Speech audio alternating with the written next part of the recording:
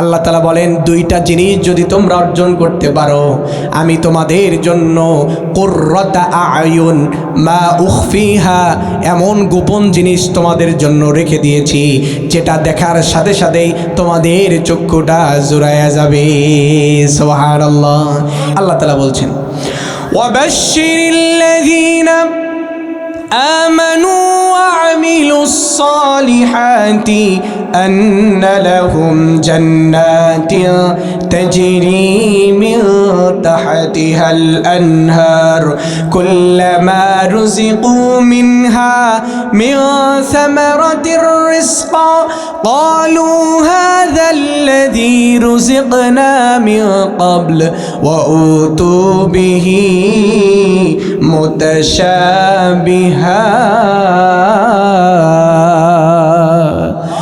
আল্লাহ তাআলা বলেন, সুসংবাদ দাও তাদের জন্য। এক নাম্বার কাজ, তারা যদি ঈমান আনয়ন করে। দুই নাম্বার কাজ, তারা যদি নেক কাজ করতে পারে, আমি এমন জিনিস তাদের জন্য তৈরি করেছি, আন্না লাহুম জান্নাতিন তাজরি মিন তাহতিহাল আনহার, তাদের জন্য এমন জান্নাত তৈরি করে রেখেছি যেই জান্নাতের তলদেশের মধ্যে রয়েছে অসংখ্য নহরের মালা। সুবহানাল্লাহ। কুল্লামা রুজিকু মিনহা মিন সামারাতির রিজকা, বান্দা যেই ফল খাইতে চাইবে, চাইবা মাত্র দিতে বাধ্য থাকিবে। ঠিক কিনা বলেন? টাকার উপর লেখা থাকে না, চাইবা মাত্র বাহককে দিতে বাধ্য থাকিবে। আল্লাহর চুক্তি হচ্ছে, যদি তোমরা ঈমানের কাঠগড়ায় এবং নেক আমলের কাঠগড়ায় দাঁড়াইতে পারো, সফল হতে পারো, আমি তোমাদেরকে চাহিবা মাত্র জান্নাত দিতে বাধ্য থাকিব। সুবহানাল্লাহ। ইন্নাল্লাহা আশতারা মিনাল মুমিনিনা আনফুসাহুম ওয়া আমওয়ালাহুম বিআন্না লাহুমুল জান্নাহ। আল্লাহ তাআলা বলেন, আমি আমার বান্দার সাথে ক্রয় বিক্রয়ের চুক্তি করে নিয়েছি। বান্দাকে আমি দিয়ে দিব জান্নাত, বান্দার থেকে নিয়ে দিব জান এবং মাল। এই দুইটা যদি দিতে পারে বান্দা, তোমার জন্য আমি জান্নাত দিয়ে ধন্য করে দিব। সুবহানাল্লাহ। দুইটা জিনিস, ঈমান এবং আমলে সালেহ যদি করতে পারে, আল্লাহর সাথে চুক্তি হয়ে গেছে। ইন্নাল্লাহ আশতারা মিনাল মুমিনিন, এই মুমিনিন কারা? যারা ঈমানদার এবং নেক কাজ করেছে যারা। এই দুইটার সাথে আবার আল্লাহ তাআলা ওয়াদা করছে, তারা যদি ঈমান এবং নেক কাজ করার পর এমনি তো জান্নাত আসবে না। ঈমানদার যত ঈমান পাকা হবে, পরীক্ষা তত করা হবে। ঠিক কিনা বলেন? আল্লাহ তাআলা বলেছেন, আহাসিবান নাসু আন ইউতরাকু আন ইয়াকুলু আমান্না ওয়া হুম লা ইফতানুন। মানুষরা কি এটা ভেবে নিয়েছে ঈমান আনয়ন করলেই তাদেরকে ছেড়ে দেওয়া হবে? বান্দারা হতাশ হয় না, ঈমান আনয়ন করেছো, এবার পরীক্ষা আসবে, ঈমানের পরীক্ষা।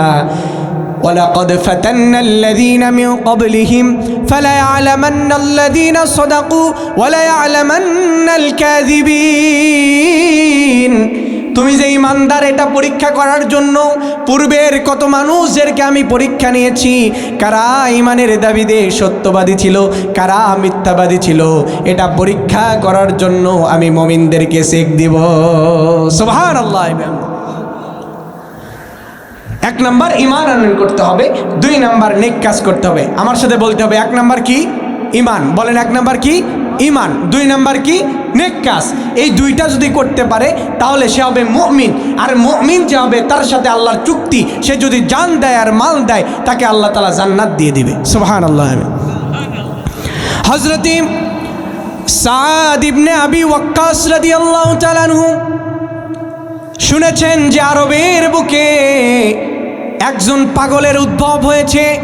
এই পাগল দেখার জন্য মক্কা নগরীতে কাবার চত্বরে চলে গেছেন। যাওয়ার পর তিনি দেখেন এক সুন্দর চেহারার অধিকারী একজন ব্যক্তি কাবার দেওয়ালের সাথে বসে আছে। তিনি দেখার সাথে সাথেই বুঝে নিলেন এত সুন্দর চেহারার অধিকারী কোনোদিন পাগল হতে পারে না। সুবহানাল্লাহ। হযরতে সাদ ইবনে আবি ওয়াক্কাস রাদিয়াল্লাহু তাআলা আল্লাহর রাসূলের দরবারে গেলেন।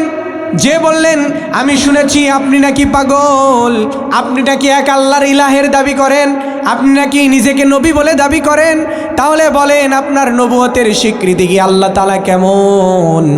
আল্লাহ রসুল সাদ ইবনে আবি ওয়াক্কাস রাদিয়াল্লাহু তাআলাকে সমস্ত বিষয় বলার পর আর দেরি করেন নাই।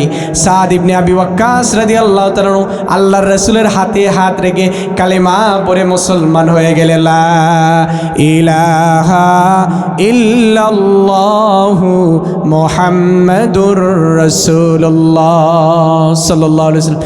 এই সাদ ইবনে আবি ওয়াক্কাস মুসলমান হওয়ার পরে বাড়িতে আসছে মার কাছে, মা আমি আজকে পাগল দেখতে গিয়ে ঈমান গ্রহণ করেছি, সুবহানাল্লাহ। এবার মাকে বলছে, বলার সাথে সাথে মা রাগান্বিত হয়ে গেছে, বেটা আমার খাস, আমার করিস, 3 বেলা আমি খাওয়াই, আর তুমি মুহাম্মাদের ধর্ম কবুল করবা, এটা হতে পারে না। তুমি যদি মুহাম্মাদের ধর্ম ত্যাগ না করা পর্যন্ত আমি আমার খাওয়া বন্ধ করে দিলাম, অনশন ঘোষণা করে দিলাম। সাদ ইবনে আবি ওয়াক্কাস রাদিয়াল্লাহু তাআলা সফরে চলে গেছেন। তার মা খাবার বন্ধ করে দিয়ে গেছে। 3 দিন অতিবাহিত হয়ে যায়, খাবার খায় না। মার চেহারা সুরত জীর্ণ শীর্ণ হয়ে গেছে, মৃত্যুর শয্যায়। কে যেন খবর দিল, হে সাদ, তোমার জন্য তোমার মা মৃত্যুর যন্ত্রণায় জরাজীর্ণ হয়ে গেছে, যাও। সাদ ইবনে আবি ওয়াক্কাস রাদিয়াল্লাহু তাআলা চলে গেছেন মার কাছে। যে দেখেন তিনি জীর্ণ শীর্ণ অবস্থায়। মা সন্তানকে বলে, ছেলে এখনো বলছি মুহাম্মাদের ধর্ম ত্যাগ করো, না ছাড়া আর কিছুক্ষণের মধ্যেই হয়তো আমার প্রাণবায়ু চলে যাবে। এবার সাদ ইবনে আবি ওয়াক্কাস রাদিয়াল্লাহু তাআলা তার মার হাতখানা ধরলেন। এবার মাকে ধরে বললেন, মা শুনে রাখো, আমি যে ঈমান গ্রহণ করেছি, এই ঈমান গ্রহণ করার কারণে তুমি যে অনশন করছো, আল্লাহ তাআলা যদি এই অনশনের কারণে একবার তুমি মারা গেছো, আবার আল্লাহ তাআলা জীবন দিছে, আবার সন্তানের জন্য খাবার বন্ধ করে দিছো, আবার মারা গেছো, এইভাবে করতে করতে 100 বার যদি আল্লাহ তাআলা তোমাকে মৃত্যু দেয় আবার জীবন দেয়, হে মা শুনে রাখো, আমি মুহাম্মাদের উপর যে ঈমান গ্রহণ করেছি, এই ঈমান থেকে আমি আর সরতে পারবো না। একটু জোরে বলেন আল্লাহু আকবার। সম্মানিত হাজরিন, সেই ঈমানই তুরতাজা দিল আমাদের থাকতে হবে, তাই কিনা বলেন? এমন ঈমান এই সাদ ইবনে আবি ওয়াক্কাস আল্লাহর রাসূলের ইন্তিকালের পর তিনি বলেছিলেন, বাল্লিগু আন্নি ওয়ালাউ আয়া, আমার একটা আয়াত যদি তোমাদের কাছে পৌঁছায় তো চলে যাও। সাদ ইবনে আবি ওয়াক্কাস রাদিয়াল্লাহু তাআলা 60,000 সৈন্য নিয়ে দজলা নদীর কিনারে দাঁড়ায় গেছে। কোন নদী?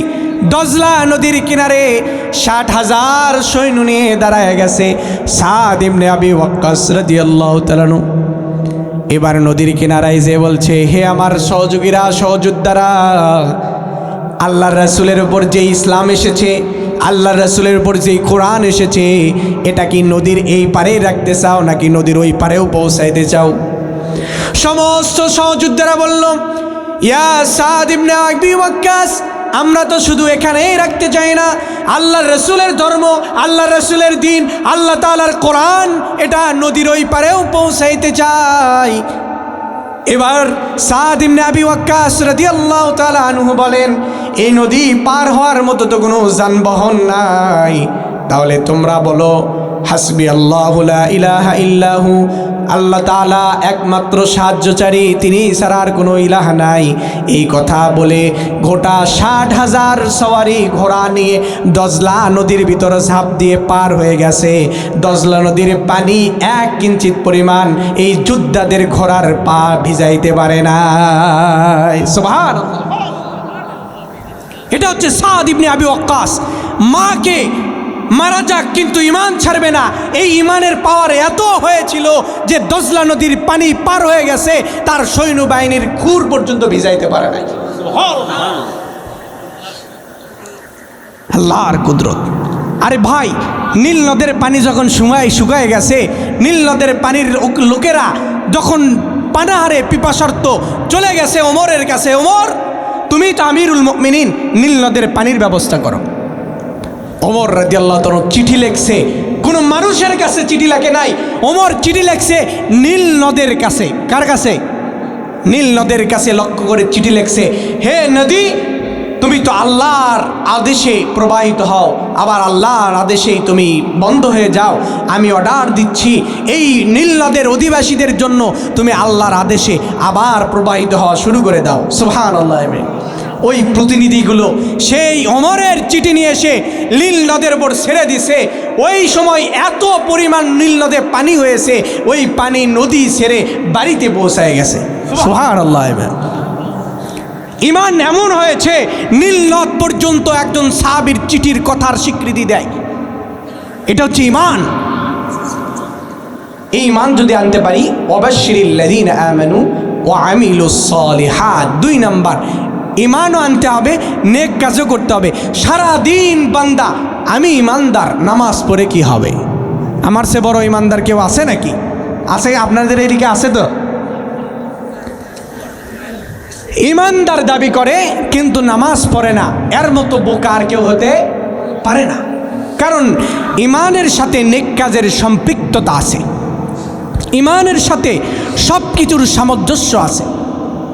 আল্লাহ তাআলা বলেন, ইন্নাল্লাযীনা আমানু ওয়া আমিলুস সালিহাতি কানাত লাহুম জান্নাতুল ফিরদাউসি নুজুলা। আল্লাহ তাআলা বলেন, যদি ঈমান আনয়ন করতে পারো এবং নেক কাজ যদি করতে পারো, আমি তোমাদেরকে জান্নাতুল ফিরদাউসের ভিতরে প্রবেশ করাবো। সুবহানাল্লাহ। কেমন নেক কাজ করেছিল আবু বকর সিদ্দিক রাদিয়াল্লাহু তাআলা আনহু। আমিরুল মুমিনিন আবু বকর সিদ্দিক রাদিয়াল্লাহু তাআলা আনহু প্রতিদিন ফজরের পর কোথায় জানি চলে যায়। ওমর রাদিয়াল্লাহু তাআলা লক্ষ্য করছে, আমার ভাই আবু বকর প্রতিদিন ফজরের পর কোথায় যায়। একদিন ওমরে ফারুক রাদিয়াল্লাহু তাআলা আনহু আমিরুল মুমিনিন আবু বকর সিদ্দিক রাদিয়াল্লাহু তাআলা আনহুর পিছন ধরেছে যে কোথায় যায়। আবু বকর ফজরের নামাজ শেষ করে এক বন জঙ্গলের ভিতরে চলে গেল, ওমর পিছনে পিছনে যায়।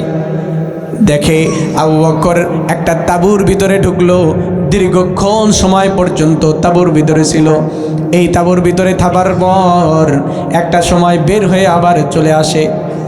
ওমর রাদিয়াল্লাহু তাআলা চলে গেলেন, তাঁবুর ভিতরে যেয়ে দেখেন একজন অন্ধ বৃদ্ধা মা এবং তার পাশে একটা ছোট্ট বাচ্চা। মাকে যে জিজ্ঞাসা করলেন, প্রতিদিন তোমার কাছে কি একজন বালক আসে, একজন মানুষ আছে? বলে হ্যাঁ আসে। সে কি করে? ওমরকে বলছেন, বৃদ্ধা অন্ধ বুড়ি মা বলছেন, হে ওমর, ওই ব্যক্তি প্রতিদিন আমার ঘরের তাঁবুর ভিতরে এসে আমার পুরা তাঁবুটা ঝাড়ু দেয়। আমার একটা গাভী আছে, এই গাভীর দুধ দহন করে আমার রুটির খামিরটাকে রুটি তৈরি করে। আমার ছোট বাচ্চা আছে, এই বাচ্চাটাকে সুন্দর করে গোসল করাইয়া সুন্দর কাপড় পরায় আমার পাশে রেখে প্রতিদিন এই কাজ শেষ হওয়ার সাথে সাথে তিনি চলে যায়। সুবহানাল্লাহ। ওমর ফারুক রাদিয়াল্লাহু তাআলা চোখ বেয়ে পানি ছেড়ে ছেড়ে বলছেন, ইয়া আমিরুল মুমিনিন, তুমি এমন একটা কাজ করেছো, তুমি তো পরবর্তী আমিরের জন্য একটা আমানত রেখে গেলে। সুবহানাল্লাহ। এমন গোপন আমল করবেন, এমন গোপন নেক কাজ করবেন যেটা দুনিয়ার কেউ দেখবে না। যেই গোপন আমল এটা শুধু বান্দা আর আল্লাহর সাথে কানেক্টেড থাকবে। কারণ দুনিয়াতে যারাই প্রকাশ্যে কাজ করে এটার ভিতরে রিয়ার সম্ভাবনা থাকে, তাই কিনা বলেন? লোক দেখানোর সম্ভাবনা থাকে, আর লোক দেখানো আমল আল্লাহর কাছে কোনো দাম নাই। এই জন্য নেক কাজ যেটা করবেন কিছু গোপন আমল করবেন। আল্লাহ রসুল বলেন, কেউ যদি সুন্দর করে ওযু বানায়, ওযু বানান শেষ হওয়ার সাথে সাথে যতগুলো পানি এই অঙ্গ প্রত্যঙ্গের সাথে চড়ে যায়, আল্লাহ রসুল বলেন এই অঙ্গ প্রত্যঙ্গের সমস্ত সগীরাগুলো ওই ওযুর পানির সাথে বের হয়ে যায়। সুবহানাল্লাহ। আল্লাহ রসুল আরও বলেছেন, কেউ যদি ওযু করার শেষে আসমার দিকে তাকায়া শাহাদা বাক্য বলে, আশহাদু আল্লা ইলাহা ইল্লাল্লাহু ওয়া আশহাদু আন্না মুহাম্মাদান আবদুহু ওয়া রাসূলুহু, আল্লাহ রসুল বলেন কালকে হাসরের ময়দানে বান্দা যে জান্নাতের দরজাতে যাবে সেই জান্নাতের দরজা তার জন্য খুলে দেওয়া হবে। সুবহানাল্লাহ। আল্লাহ রাসূল আরও বলেন, কেউ যদি ফজরের প্রত্যেক ফরজ নামাজ পড়ে আয়াতুল কুরসি পড়ে, আল্লাহ তাআলা বলেন তার জন্য জান্নাতের যে কোনো দরজা খোলা থাকবে, যেই দরজাতে ইচ্ছা সেই দরজাতে যাবে। সুবহানাল্লাহ। এই আমলগুলো মানুষকে দেখানোর দরকার আছে? অজু করবে, শাহাদা বাক্য আশহাদু আল্লাহ এর জোরে পড়ার দরকার আছে? এটা তো মনে মনে বলবে। আয়াতুল কুরসি মনে মনে করবে। এটার কানেক্টেড সরাসরি আল্লাহর সাথে হবে। কার সাথে? এই নেক আমলগুলো যদি করা যায়, আল্লাহ তাআলা বলেন ওই বান্দার জন্য আন্না লাহুম জান্নাতিন তাজরি মিন তাহতিহাল আনহার, এমন জান্নাত দান করব যেই জান্নাতের ভিতরে অসংখ্য নহর রয়েছে। সম্মানিত হাজরিন, এখন সমস্ত কিছু পুরো আলোচনার সামারি চলে আসি আলোচনার শেষের দিকে। আমরা প্রথমে কি বলেছিলাম? কোরআনের সত্যতা বলেছি, যে এই কোরআনের চ্যালেঞ্জ ভুল ধরার সন্দেহ করার কোনো অবকাশ নাই। আবার এই কোরআন মানুষের অন্ধকার থেকে আলোর দিকে নিয়ে আসে। এই কোরআন মানুষকে আদর্শ চেনার জন্য এই কোরআন আদর্শের নেতা মুহাম্মদকে চিনায় দেয়। আবার এই কোরআনের বিষয়বস্তু কি? মানুষ। আবার এই সমস্ত কিছু ইন্না ফি খালকিস সামাওয়াতি ওয়াল আরদ, আসমান জমিনে যা সৃষ্টি আছে সব কিছু মানুষের কল্যাণের জন্য। আর এই মানুষ যদি আল্লাহর দাসত্ব করতে পারে, গোলামি যদি আল্লাহর করতে পারে, তো আল্লাহ তাআলা বলেন তাদের জন্য এমন গোপন জিনিস রেখেছি যেটা তাদের চোখ জুড়ায় যাবে। তারা যদি ঈমান আনয়ন করে আর নেক কাজ করে, তাদেরকে আমি জান্নাত দিয়ে ধন্য করে দেব। সুবহানাল্লাহ। আমিন। শুধু তাই নয় মুসলমান ভাইরা আমার,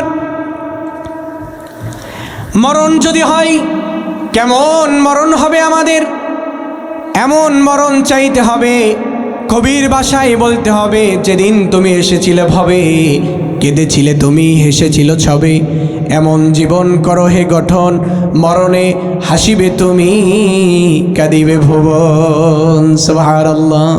জীবন গঠন করতে হবে খাদিজার মতো, যেই খাদিজা রাদিয়াল্লাহু তাআলা আনহা ইসলাম কবুল করার সাথে সাথেই দোয়ার যত সম্পদ ছিল, আরবের বুকে সবচাইতে ধনী মহিলা যিনি ছিলেন তিনি হচ্ছেন খাদিজাতুল কুবরা রাদিয়াল্লাহু তাআলা আনহা।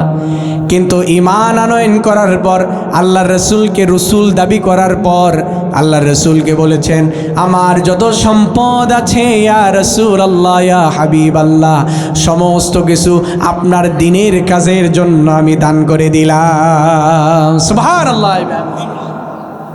আবু বকর যুদ্ধের ময়দানে কি দিবে?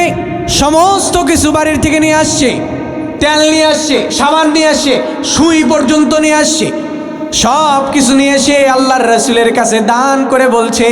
আল্লাহ রাসূল বলেন আজকে যুদ্ধের জন্য যারা আসবাবপত্র দিয়েছো, এই আসবাবপত্রের ভিতরে সবচাইতে দামি আসবাবপত্র হচ্ছে আবু বকরের দান, আল্লাহ তাআলা কবুল করে নিয়েছেন। সুবহানাল্লাহ।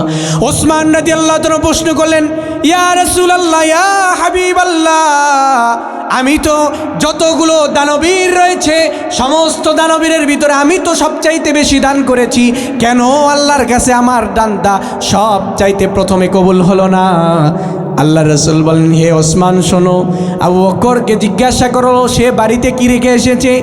জিজ্ঞাসা করলো, আবু বকর সিদ্দিক রাদিয়াল্লাহু তাআলা উত্তর দেয়, ইয়া রাসূলুল্লাহ, ইয়া হাবিবাল্লাহ, আমার বাড়ির যত সম্পদ ছিল সব আপনার কাছে নিয়ে এসেছি, আমার ঘরের ভিতরে আল্লাহ এবং তার রাসূলকে রেখে এসেছি। সুবহানাল্লাহ। আপনারা কি পারবেন সেই আল্লাহর জন্য, সেই রাসূলের জন্য, সেই দ্বীন প্রতিষ্ঠার জন্য নিজেদের জীবনগুলোকে উৎসর্গ করতে, নিজেদের মালগুলোকে উৎসর্গ করে দিতে? ইয়া আইয়ুহাল্লাযীনা আমানু হাল আদুল্লুকুম আলা তিজারাতিন তুনজিকুম মিন আযাবিন আলীম, এমন একটা ব্যবসায়ের কথা কি তোমাদেরকে বলবো না যেটা তোমাদেরকে জাহান্নামের আগুন থেকে বাঁচায় দেবে? সেটা হচ্ছে জান আর মাল। জান তো দেওয়ার জন্য আবু সাইদের মতো, মুগ্ধের মতো, ওয়াসিমের মতো হাজারো কোটি কোটি যুবকরা এখনো প্রস্তুত আছে, ঠিক কিনা বলেন? আবার যদি কোনো স্বৈর শাসক এই বাংলার আকাশে উড্ডয়মান হতে চায়, এই বাংলার ছাত্র জনতা আবার জীবন দেওয়ালেও তাদেরকে রুখে দিতে থাকবে, ঠিক কিনা বলেন? কেউ পার পাবে না, কারণ জমিন আল্লাহ, এই জমিনে আল্লাহর বিধান ছাড়া কোনো মানুষের বিধান চলতে পারে না, পারে না, পারে না, ঠিক কিনা বল? আলা লাহুল খালকু ওয়াল আমর, সৃষ্টি যেই করেছেন আইনও তার চলবে। তার আইন যদি আপনি মানতে না চান, আপনি মুনাফিক। আফাতুমিনুনা বিবাদিল কিতাব ওয়া তাকফুরুনা বিবাদ।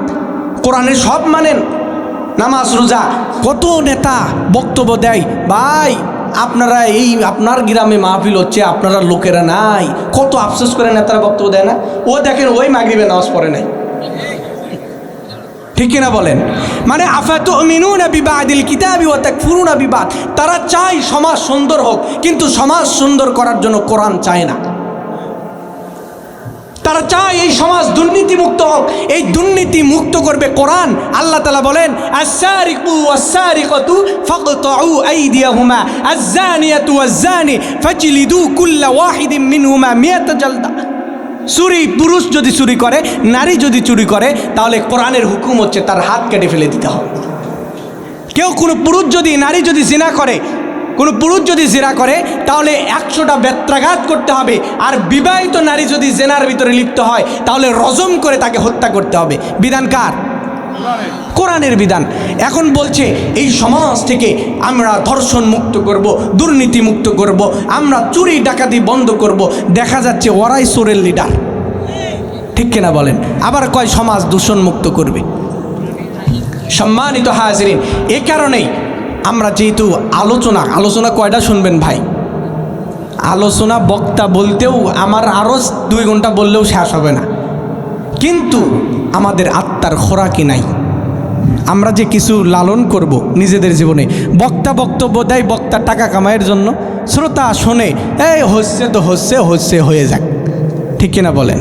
মাঝখানে শুধু সাউন্ড বাজলো আর আওয়াজ হইল, বক্তা টাকা নিয়ে গেল, ডেকোটার টাকা নিয়ে গেল, মুসল্লির বাড়িতে এসে আত্মীয় স্বজন খায়ে সব শেষ হয়ে গেল, কিন্তু ওজনের পাল্লায় আমল নামায় 0।